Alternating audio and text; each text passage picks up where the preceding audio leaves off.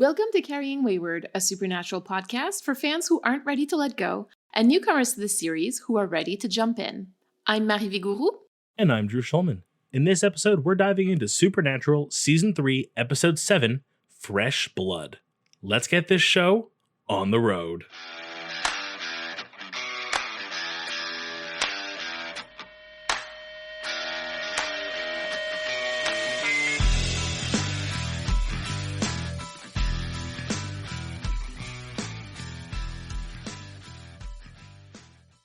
Hi, everyone. Due to the nature of this episode, we will be discussing suicide, rape, homophobia, racism, the HIV/AIDS epidemic from the 80s and 90s, throughout most of the episode.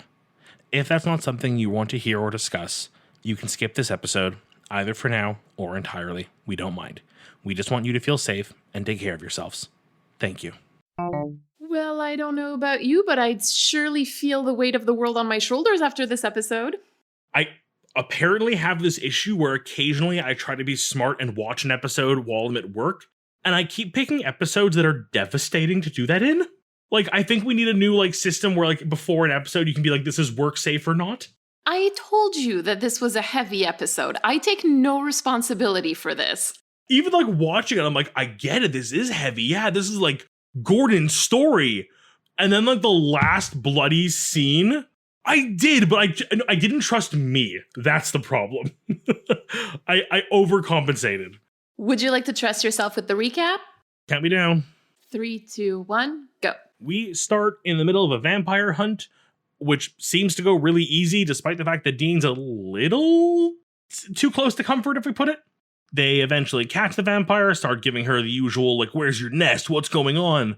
Only to figure out that she really don't know what's going on. This is vampire's first day out, and despite this and the fact that she seems so innocent and we never actually see her revert back to her vampire form after that, they still have to do what they have to do, which is already really heavy and difficult to watch.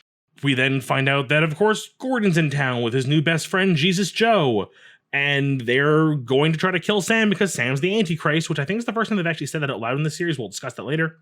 We then eventually find the vampire in the club who's doing this. Actually, we do that before Gordon. Sorry, I'm out of order here. And he's just trying to replace the daughter that Gordon killed.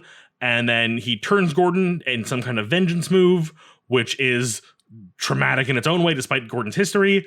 And then Gordon kills these vampires anyways and decides the last good thing he'll do with himself, the last two good things he'll do with himself, to quote himself, is to kill Sam and then himself, which leads him to setting a trap, separating Sam from Dean, and then the final confrontation where, in the end, Sam kills Gordon with virtually his bare hands. And then we have the most emotionally devastating bro moment in the history of TV that was so emotionally strong that I cried at work. It was a tough episode. The Gordon stuff on its own was tough.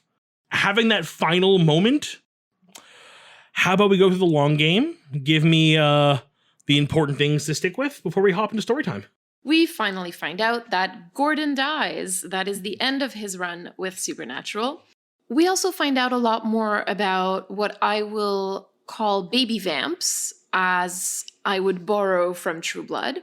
So we find out a little bit about what happens to humans right after they are made to be vampires. So a little bit about that transformation process and the confusion that comes with that. Part of this episode, despite being so good for so many reasons, is also so good for so many other reasons. It's also really harmful for a lot of reasons. I am going to come right out and say it, that I think it's notable that yet another Gordon episode, and not in the least, his last episode, cold opens with Gordon threatening a white woman. We know the writing team sees Gordon as dangerous, and there's really no reason to use and reinforce racist tropes. Super small tangent, but we've done this before. This is writing Gordon as a blank slate and ignoring the fact that he is a black man.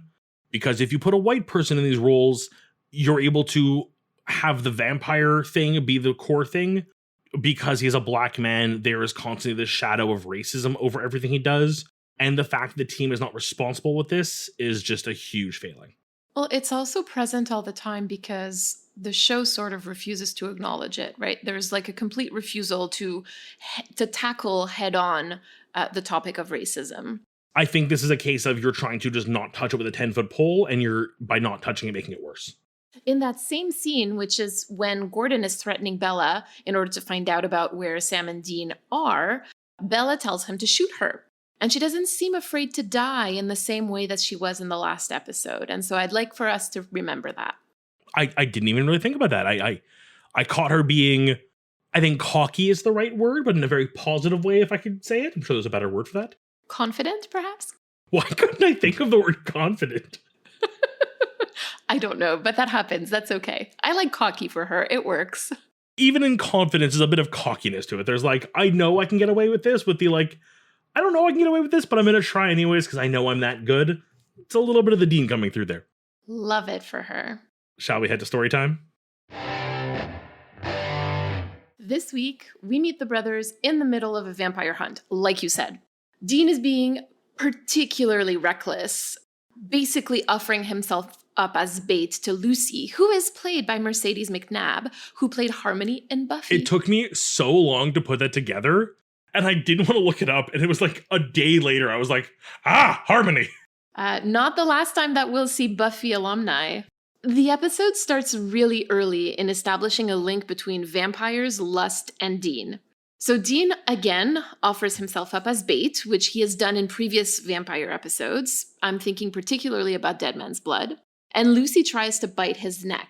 If we want to take this a step further, I also noticed that Dean sets his machete aside, and blades are often used as phallic symbols in media and literature. So I'm not too sure what the intended meaning is here, but it's there for us to kind of try to take in. For me, it was very much to use my word of the day again, the cockiness of, I don't need this thing to fight you, in an attempt to kind of bait Lucy out, but also to prove to himself that he could beat her without it. It was for him to sort of say, like, I don't even need this and I'm still going to win. They do manage to subdue Lucy and to tie her up, like in your recap, and they realize that things may not be as clear-cut as they thought. Yeah, I mean, we basically get here the full reversal of Hart, which is someone who doesn't understand what's happening and can't make the decision to end their own life or ask the brothers to do it for them, realizing what they've become. And they instead need to force it upon her because there is no way to really rectify this other than like keeping her around until she realizes that she's a vampire and then like hope she turns herself in. Like, no, there really isn't a way to get out of this one. Sam bargains with her and he tells her that if she tells them what happened, they're going to let her go, knowing full well that they can't do that and that they're going to have to kill her. What did you think of that? This entire season has just been Sam, and I think, again, this episode is the great point to bring it up because he does call it out, essentially, has kind of just given up a little bit on humanity. This same scenario 2 seasons ago, or even a season and a half ago, would have been not so much lying as trying to make her understand why they have to do what they're doing, and, like, Dean would eventually have to go, like, I'm sorry, Sam, there's no other way. But to have Sam just be like, I'm going to lie to you through my teeth, knowing full well that one of us is going to kill you. There's definitely a despondency in the way he's behaving. And I find that it's understandable because all of his thoughts are busy with worrying about trying to save Dean. True. I think that's the other thing, too, is that in this scenario where we are seeing this side of Sam that seems so out of character, he's still in the right. Like, it feels weird defending him being more murdery than normal, but he's not wrong. Like, at the end of the day, lying to her and ultimately having to kill her was the only option they really had. He was just a lot more blunt about it, and I think you're right. It's a matter of he can't be distracted. He needs to get through this so he can get onto the task at hand, which is saving Dean.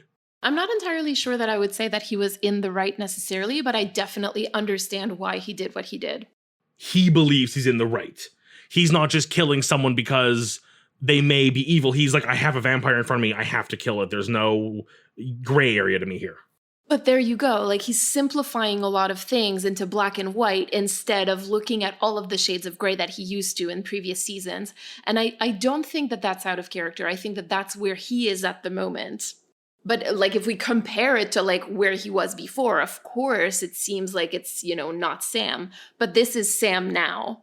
This is an evolution of Sam that we've I think is very sudden between season 2 and season 3, but it's the Sam we have now, and it's truly him being true to himself. It's a response to trauma. This is actually where I'd like to start drawing a parallel in preparation for Critical Time. Lucy was given vampirism, which Dean describes as a virus, from Dixon. She then went off and killed 3 people unknowingly. And I say unknowingly because she doesn't know that she can even do that. All she knows is that she has these unexplainable symptoms. And the only way to make these symptoms stop and to stop her from killing others is for her to die. And in the following scene, Gordon and Kubrick also refer to vampirism as a virus and check that there was no blood-to-blood contact with the victim in the hospital. Oh, virus of the blood. I think I can see where we're going with this. A virus of the blood for creatures that are queer-coded. I wonder where we're going. But we do get a little interlude from, the the harmful tropes that are to come, just to see Dean being super reckless again. And Sam called him out on it again.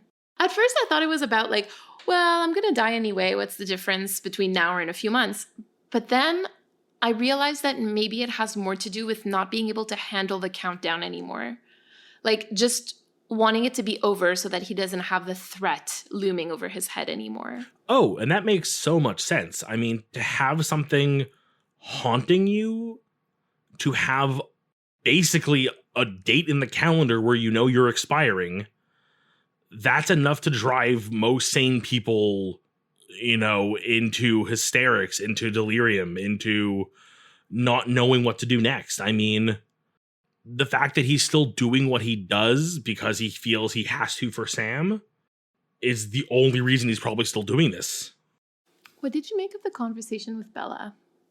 With Gordon, she continues this playfulness she tends to have, which I guess comes from this confidence and/or cocky mood she carries with her. And it makes her a fun character, and makes her lovable, and makes her so intriguing to watch. And then when she speaks to Dean, she does the same thing with I meant to call you. I figured it was 2 against 1. You'd be fine. Like they're old friends. She's being chummy. This feels like the same way they joked around during the last episode together. And then Dean's his threat of, if we get out of this, I'm going to find you and I'm going to kill you. And very suddenly, she drops the facade. She is suddenly serious. For the first time, we really see her go, excuse me? And I think it's the fact that she is so like Dean, as we've discussed, that she actually believes him. She's realized this is no longer, joking sarcasm. This is a serious threat. You're bringing a really interesting narrative explanation to this, because I did not like that exchange, especially after last episode. I feel like she would have called them back to give them a heads up. And it feels like she was more used as a plot device in order to further the development of the brothers, the male characters, with no real thought for her own character. So, my concern is more critical with this moment. But I love this narrative explanation. Yeah, and if we can break critical for a second, I think you are right. I think this is very easily a flaw in the episode design, whether this be directorial, editorial, or written. I believe I can easily see that, because that just feels like a very this show's production to do kind of move. The fact that I think it still works well in the story, I can believe Bella not giving them the heads up because she really does believe they could handle it, and then making light of it when she finally hears back from them. Absolutely, especially if she was really convinced that it would be fine. Can we switch gears and talk about Sam and Dean fully setting out to kill Gordon? What did you think of Sam's resolve here? This goes back to what I said earlier. This is very much Sam taking away the gray, looking at the black and white and going, either he kills us or we kill him, and I'm not ready to die. Sam, several weeks ago, would have been, let's get him arrested again. Let's call the police. Let's figure something out. And he's just like, no. We're cutting to the end game. And I feel like this is just a Sam thing. I've never made this connection. This is every good Superman comic. Oh, please explain. A lot of my favorite Superman writing is the fact that Superman is this character that is believed to be this beacon of good. He is the perfect, America's sweetheart. So when he snaps and decides that he is better than other humans and has to make decisions that other humans can't make, and very famously, this is getting rid of criminals who are no longer worth saving versus just locking them up until they can eventually get out and do harm again. And this generally comes with the combativeness of Batman being like, no, we don't kill. But this is very much that moment where there's no more putting Gordon away because he's just going to come back and he'll just harm more people and eventually kill us. So we're going to cut to the end. I'm the bigger person here and I believe in myself and I believe I'm right. And we're going to kill Gordon. What an interesting moment in the hero's journey for Sam. This is tough. I mean, this is literally comic books. The number of Batman versus Superman comics that were written with this exact subject of just, do you keep trying and being better than the villain? Or do you treat yourself as better and do something worse? That's a really good question. The thought process should have been, if I were in their shoes, how do we resolve this without murdering a human? And then luckily the show gives them a free out in that case. Quote unquote, luckily, I think for the boys' image in the eyes of the audience, Gordon is now a vampire, which we'll talk about at length in Critical Time. So he kills the 2 baby vamps, he attacks the men in the dark alley, and now Sam and Dean are tracking him, and they find Dixon, who is devastated by the loss of his second found family. And in that moment, the writing team made a very telling decision for me. Dixon says, "You ever felt desperate? I've lost everyone I loved. I'm staring down eternity alone. Can you think of a worse hell?" And this could have been said to Sam, especially since he's the one who's about to be living his life alone once he loses Dean. But Dixon says this to Dean. And of course, it echoes the choice that he made in All Hell Breaks Loose Part 2, which was, the whole demon deal. But there's something so quintessentially queer about this moment. Because you do lose people when you come out, and some people lose everyone they love. And looking at this through the lens of the episode, even when you do build some found family, you can lose them to violence, to suicide, to illness. And of course, because of the theme of this episode, I'm thinking specifically about HIV or AIDS here. This is another instance of the show making Dean relate to a queer-coded vampire. The fact that he says this to Dean instead of Sam was telling in the first place of just like, whose story are we telling this episode? But then when you really do give it that lens, when you really look at the way they've treated vampires up to this point, and I'm sure more going forward, it is abundantly clear that this is talking to Dean not so much in what's about to happen, but in the life he has been living. And Sam picks up on this conversation because he brings it up the next time that we see Sam and Dean together. Because Dean is again being reckless and he wants to go after Gordon by himself. And then Sam calls him out on it. He says, "So you're the guy with nothing to lose now. Oh, wait, let me guess, because you're already dead." Sam is so sassy. I love him so much. Dean replies to this, "If the shoe fits." Now remember that this was a massively queer-coded moment, and Dean basically said that the queer shoe fits him. Yeah, I know that this is something you wanted, so how did you feel when it happened? This is my coworkers in the office staring at me as I'm sitting there clapping my hands to a TV show with my headphones on. This is what I wait for every season pretty much, and season 1 to season 2, it took it right to the end to get there really. But this is the moment of them both being in the right headspace to talk to each other, even though it starts with Sam being a little more aggressive. It does meet Dean at the right level, and they're able to come together and have a conversation, which, as you've heard me rant about in the last 3 episodes, maybe, where they tried to and didn't, they finally get to have a conversation. And though it doesn't resolve fully in that moment, Dean at least admitting to Sam that he's right and they will bunker down for the night and stay together and do everything they can to protect themselves is just so heartfelt. And this is echoed, and this is kind of expanded on in the final scene. I guess we have to talk about. This is a very men being men moment. And as, again, I've been able to bring to the show the being raised as a straight man view of this, the very unfortunately raised male gaze, this to me is like an ultimate brotherly moment. And there's no words, there's no crying, there's no emotion. There's like a moment where Sam puts two and two together and realizes what's happening. And you can kind of see it in him. And rather than be sad and think about what this means, they can just live in this moment and share something so precious. And it also made me think of something else, a voicemail from a few weeks ago talking about baby and how this car is basically a metaphor for family. And this is Dean saying, family isn't perfect. It takes work. And when I'm not here to hold everything together, I need to make sure that you're going to be okay on your own and find your own family and build your people, just like you repair this car. I'm going to cry again. Oh, Drew. Yeah, I mean, I completely agree with you. And it sort of starts with Sam, I think anyway, trying to make up for shutting Dean down in the last episode, right? Yeah. That was clearly so upsetting to you. Like you said, it was just a really touching moment. And it's a reminder for Dean that he's not alone.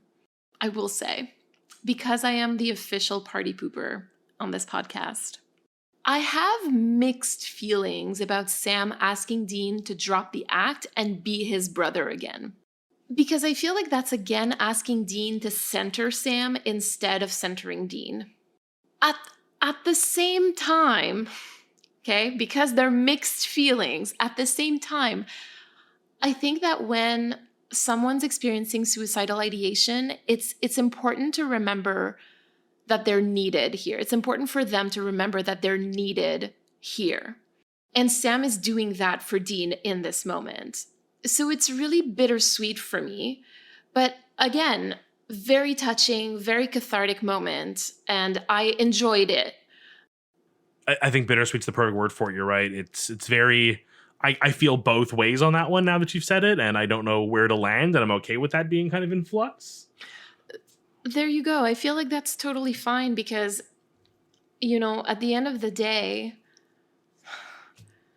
Dean's not going to die at the hands of a vampire just because he decided to recklessly jump into a fight, right? And so perhaps that's a win just for today. Shall we head to critical time? So I may have said I know who wrote this episode because I caught it in the credits and it seemed very obvious, but would you like to let the listeners know who wrote it? The writer was Sarah Gamble. And our director?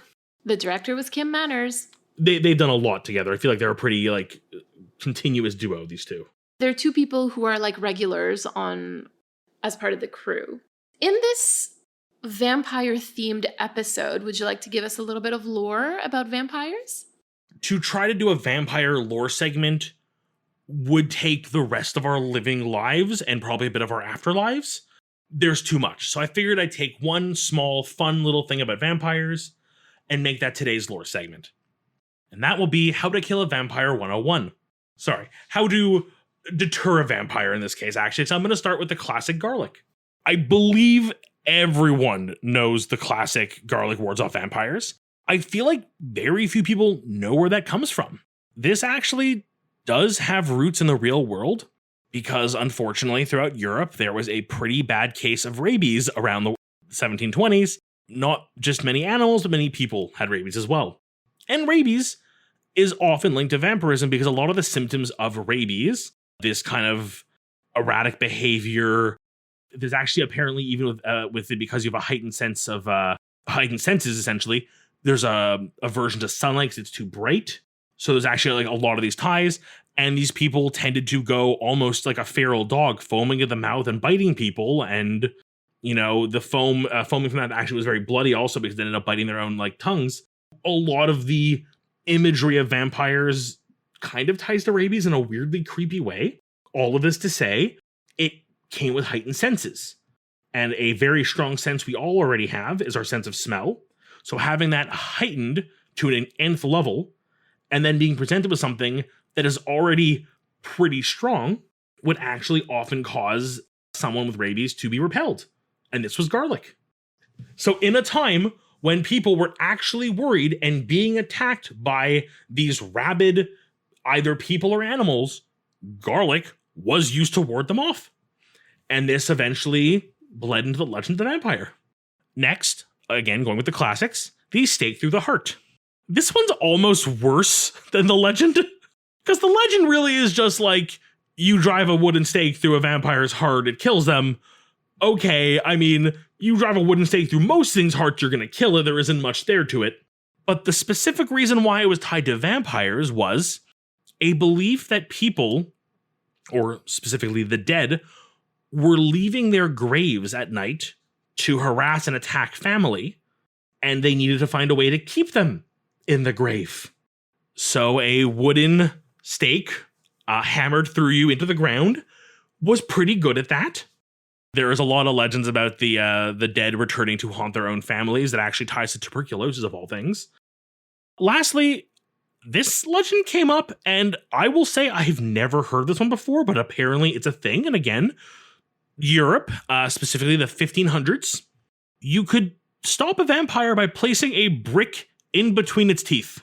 Sir, I'd like to place a brick between your fangs. Yeah, no, this was a thing. And the weirdest part is no one is exactly sure why.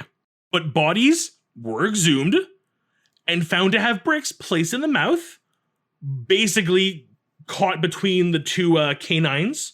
The only thing that has been found is apparently a German text from several years earlier referring to something called the chewing dead, where they apparently found corpses that were only partially decomposed because they were exhumed early and were found to have been like eating dirt or even their own hands within the grave. Like, I looked for more information. I really couldn't find any.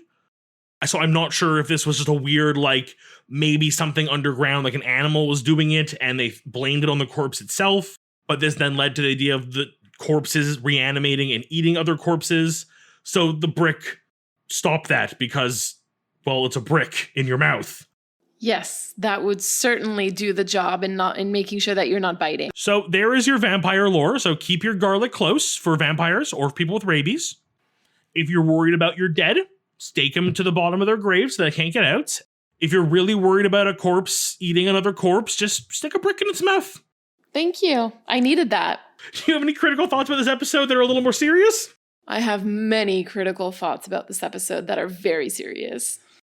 The moment where Dixon captures Gordon and they're having a conversation, that conversation like truly made me feel like I was being hate crimed in real time. So Dixon is talking about the women that he's captured, and he tells Gordon that they're his family, which, by the way, hints at the most negative understanding of found family ever. He then tells him that hunters are the reason why his people are nearly extinct, and Gordon responds with, "Your people are going extinct because you're a bunch of mindless, bloodthirsty animals." He also calls the women fang whores, and we've talked about how fang is being used here as basically the homophobic F-slur in Supernatural, and this happened in another Gordon episode, so there's no denying that there's a link there. And the reason why I'm bringing this up again is to explain that the show, on a meta level, is fully aware of what it's doing. And this isn't me overreading it. This is exactly what the show wants me to understand. And then there's basically the coup de grace for me. So Gordon calls the queer-coded character a slur, and then Dixon tells him to watch his mouth, and Gordon says, "I forgot, you're just a misunderstood victim, even though you murder and spread your filthy disease on pure base instinct. You got less humanity than a sewer rat." I know that these words can be really, really triggering for some people, particularly for older queer folks, so I'm trying to pace myself here. But it gets worse. Because as revenge for what he said, Dixon takes out his knife, and remember what we said earlier about knives being phallic, and spreads his filthy disease to Gordon, figuratively raping him. And the rest of the episode is not subtle about Gordon being twice the monster that he was previously shown to be, because now he's black and he's queer. And sure, we can assume that no one on the production really meant for that message to be sent by their work, if they had tried to send a more harmful message, they couldn't have done it. What I'm saying is that the show queer-coded vampires and then used vampirism as an allegory for the HIV/AIDS crisis of the 80s and the 90s. There was a legitimate fear that you could get AIDS or HIV from a homosexual person, almost as if it was being weaponized against you as a straight person. And they've literally had this character who was being queer-coded do that. We can, to a certain degree, to a very, very small extent, we can say that especially in the 80s when we didn't understand what HIV was and the difference between HIV and AIDS and all of that, how it spread, how it was contracted, etc., we can sort of understand that there was, again, this misunderstanding, this mistrust of the disease, which I'm sorry, but in 2007, 2008, we knew. There was no reason for this. We know better. We knew better in 2008. We knew that undetectable is untransmissible. We knew all of these things, and yet we were using tropes from literally 30 years prior in order to weaponize queerness and to show it under a bad light. I have no other words. Would you have a personal reflection and a call to action this week? Not an easy one. This episode, I was able to find my love for this episode in certain emotional beats. And I think that's where I kind of made comfort for myself in this episode. And as much as the episode towards the end with Sam and Dean really did hit me, I think brings up a very important message about finding your worth. We've, in this episode, discussed the idea of Dean feeling like he's on a clock. There's a timer and he is to expire, as I've often said. Up until now, that's very much been an excuse to be reckless. But at the end of this episode, he decides this is now precious time to spend with his brother, to teach, to care, to protect. I mean, he was always going to protect Sam, but now it's, let me make sure Sam is better off once I'm gone, because I won't be here afterwards. Versus just going out in a puff of smoke in a heroically stupid moment. The self-reflection in this is as dark as that scenario is, and it's hard to really connect to it, and I'm glad I don't have to. I can still draw from that it's important to know your worth and to help those around you. So that sentence that I don't like, that line that I didn't like about, drop the act and be my brother again, I think that what Sam is trying, hearing your reflection, I think that Sam is telling Dean, you are worth more than what you can bring to people. You are worth something because of who you are, and you are my brother. Please find worth in that. And I think it's also important to reflect that your entire worth isn't in what you bring to others, but a part of it. There is a part of Dean that is Sam's brother, that is a connection, that is emotional, that is important, but that shouldn't be all Dean is. And I think in that moment, it's just Sam trying to help make that connection. To connect him back to his humanity, I guess. And you, Mary, your reflections and call to action this week? I'm not going to lie. I had to take breaks while I was doing the analysis because it was so overwhelming. Like, no lies, it took me 4 hours to do this episode. It never takes me that long. But it took me 4 hours to really break it down because I had to take breaks. When I was taking one of these breaks, I was talking to a friend who basically reminded me of how important the work of deconstructing these episodes is. And it sounds really like conceited, I guess, but I really do think that what we're doing is important because we're helping people look at media through a more critical lens and to be able to understand, one, what they want to take away from the piece of media, but also two, what people are trying to sell them. Because the propaganda that people are trying to sell them. And in this case, the propaganda being sold is that queerness is dangerous, particularly queer men. So my call to action is to continue to analyze the series through the lens of the people that it keeps misrepresenting. It's really rare that I get to do this in such a way where I don't feel like I'm being as I've said already, cocky. You know what? It's nice to toot our own horn a little bit and just say, like, I feel like we're doing a good job here. You know, I look at the voicemails we receive that we get to share with our listeners every week and hear from people who are thankful we do what we're doing. And if it means taking episodes like this that are so harmful, but being able to use them in a way to learn and grow, I think that's incredible. And I thank you for putting words on our actions.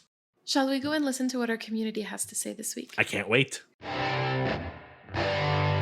This week, we have a voicemail from Louisa. Hi, Mahi. Hi, Drew. How are you guys? My name is Luisa. I am a Brazilian listening to your podcast, and I want to start off by saying that I am a huge fan. It's been such a joy to find this podcast. I've even started rewatching the series to keep up with you guys, and it's been a great experience. So thank you for all the amazing work and the care that you put into this product that you're giving us, and it is amazing.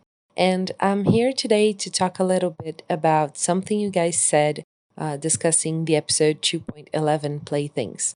On the episode 2.10, one episode prior, so you guys talked a little bit about how John's voice was so predominant on Dean's head that it had even stopped him from showing any aspects of his bisexuality. And because we hadn't seen any of it on the second season yet.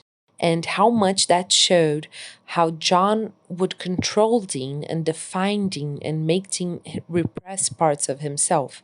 And I wanted to talk about this because on episode 2.11, Playthings, we get the first sign of Dean's bisexuality on the season. First with the Fred and Daphne comment and some other little bits and pieces on the episode. And we keep on seeing some little things on the rest of the season. And the way I read that for the character, not for a thorough intent, is John's predominance on Dean's mind was so great while he was carrying the burden of the secret alone that he reflected back to complete repression and to act exactly as he would with John around. So repeating several Johnisms and being very aggressive and very alpha male and also very shoot first, ask questions later, really acting like a soldier and angry all the time. So at the same time emulating his father and the way he would behave when his father was there. So at the moment he shares that burden and he lowers the John voice down on his head, so he's not so completely overwhelmed by John's hand, forcible hand. He relaxes a bit, and on the next episode, right after that, we are already seeing a lighter version of Dean that is more centered, more relaxed, even to the point as he can make some comments, even if he doesn't intend to, that allude to his bisexuality, such as the Fred and Daphne comment. And I think that goes to show how much John Winchester's A+ parenting leaves a mark on Dean that regulates his sexuality to the point that even after his father's death, he cannot dissociate from that image of who his father expects him to be, and how much that is distant from who he actually is. And that just breaks my heart every time, as a queer woman who's been in the closet for a long time and is already approaching Dean's age when the show starts. I actually have Dean's age when the show starts now, just realized that.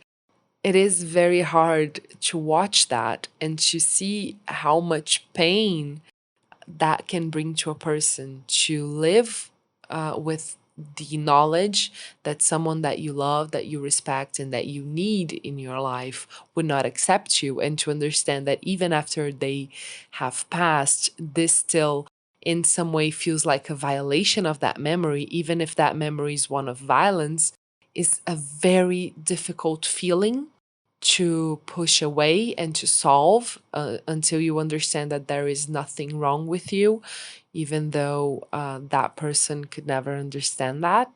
And I really empathize with that, and I really like seeing Dean in a lighter mood, not so completely overwhelmed by his father, and to see how much of a quick difference just sharing that burden a little bit and diminishing the John voice in his brain had an effect. So that is what I wanted to say to you guys. I'm sorry about the long voicemail. You can feel free to maybe cut it down, maybe edit it a little bit if you want to put it in the show. And if you don't want to put it in the show, I'm still just very happy to share this with you guys. Again, thank you so much for what you are doing. And if you could please record more episodes, maybe twice a week. I don't know, because I'm almost up to date with the show and I already know I need more because you guys are so great. Thank you so much and have a good one. Luisa, thank you so much for this lovely voicemail. Absolutely lovely. I find it interesting how it seems like lately a lot of the voicemails that we're listening to on specific episodes have ties to this specific episode or are applicable. Some of the analyses that are made are applicable in the episode that we're doing. And this is entirely by chance because we don't listen to them before recording night so that we have a truly real response, I guess, or unscripted response to the voicemails. And I find that what you're saying about John's memory, I think you said the words like regulates his sexuality. I mean, that's what we're seeing in this episode, right? I mean, we've made parallels before between John and Gordon, and here that's exactly what's happening. Gordon is completely disapproving. He hates fangs. He hates them. We know this. We have Sam who then has to remind Dean that he has worth just for who he is.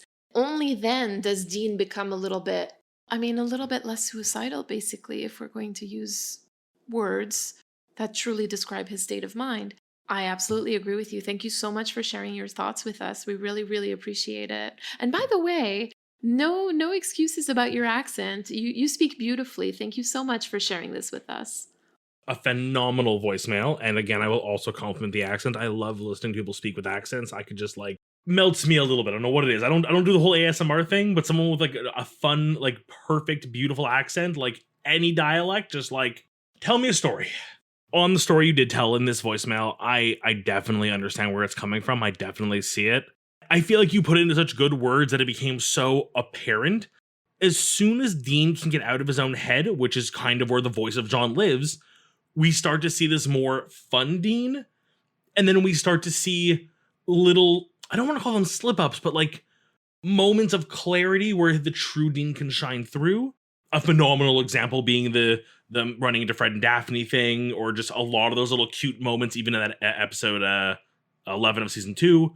And then I also go back to Dean being on a movie set in Hollywood Babylon, you know, where he makes some comments that kind of have us go like, why do you remember this really specific hunky actor from a movie? But he's in his happy place. He's able to be himself and be around the things he enjoys. And the true Dean comes through.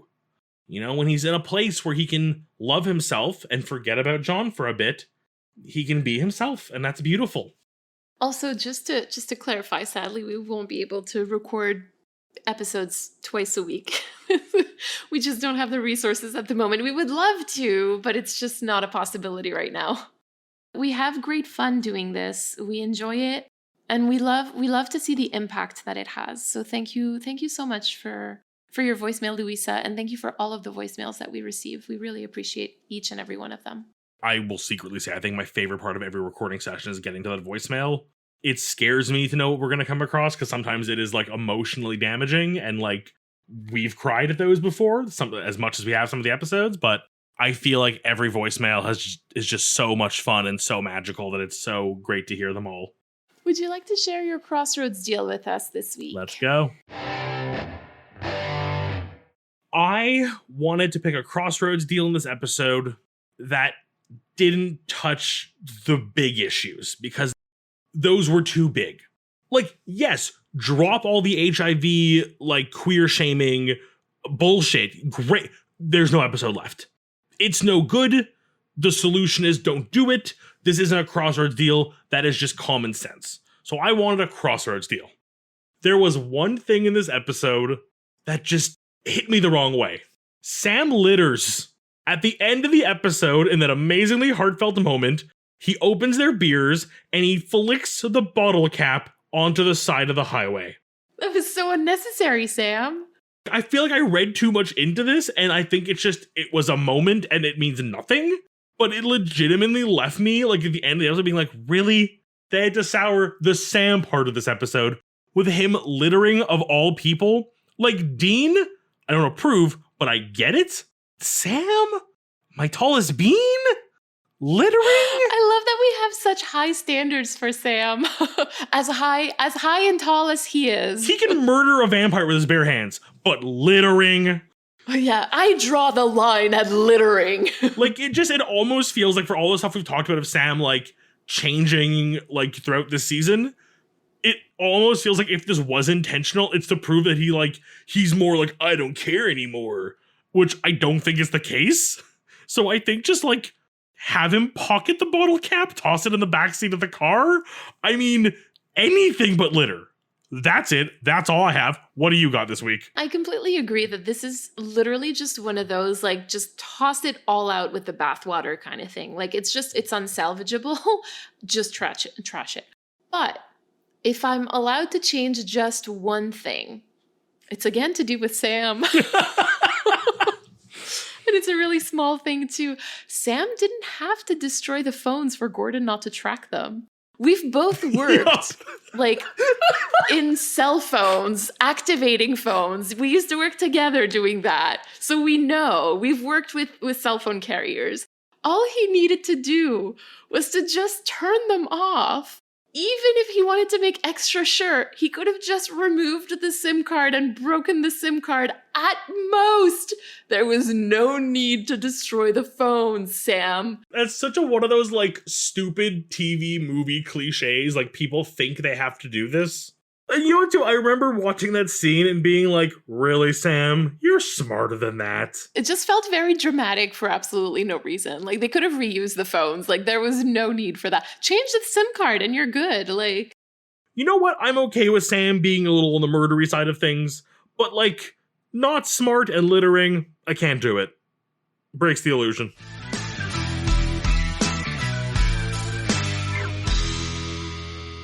You've been listening to Carrying Wayward, a supernatural podcast produced by Rochelle Castellano, hosted by Marie Vigouroux, and myself, Drew Schulman.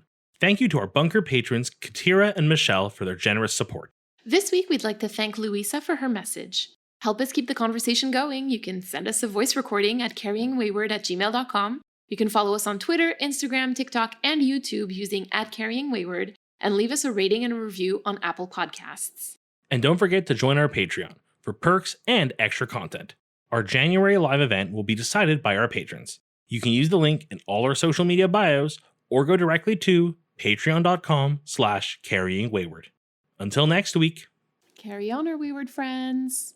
Whap, whap. I want, the thing is, this one is heavy, so I need to, focus on what we're doing.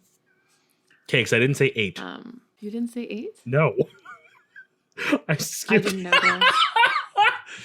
Okay, I'm ready when you are. You skipped the wrong one. 7, 8, 9.